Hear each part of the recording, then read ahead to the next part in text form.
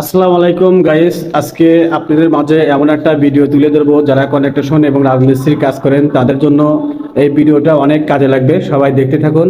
ওই দেখা যাচ্ছে এই 60 ফিট দরজার উপরে একটা বিম দেখা যাচ্ছে। এখানে একটা ছোট্ট একটা 2.5 ফিট দরজা হয়, কিন্তু এই বিমের জন্য 2.5 ফিট দরজা হয় নাই, ঠিক আছে। তো এখন এই দরজাটা হয়েছিল আপনার 1.5 ফিট, ঠিক আছে। 2.5 ফিটের কাছে 1.5 ফিট হয়ে গেছে আমাদের এই জায়গাটা।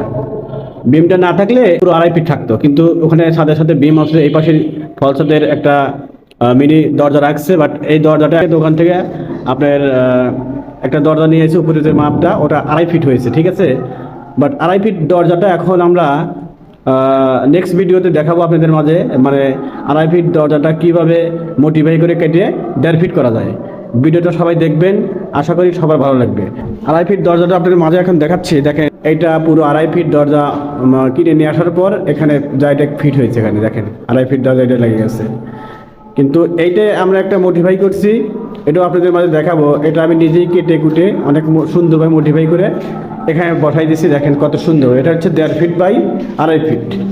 ঠিক সামনের ভিডিওতে আমি আপনাদের মাঝে দেখাবো যে ওই 2.5 ফিট দরজা মোটিফাই করে কেটে কীভাবে 1.5 ফিট বানাবেন। যারা যে বিম দিচ্ছেন, বিমের পাশে হল ছাদের দরজা রাখেন, উপরে মিনি দরজা, ওইটা 2.5 ফিট হয়, বিমের জন্য 1.5 ফিট হয়েছে, ঠিক আছে।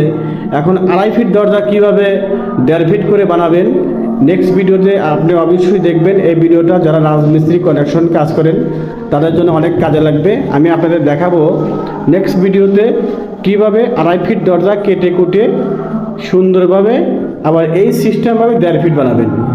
ধন্যবাদ গাইস। নেক্সট ভিডিওর জন্য সবাই ফলো দিবেন। এই ভিডিওটা সবার দেখলে অনেক কাজে লাগবে। আসসালামু আলাইকুম।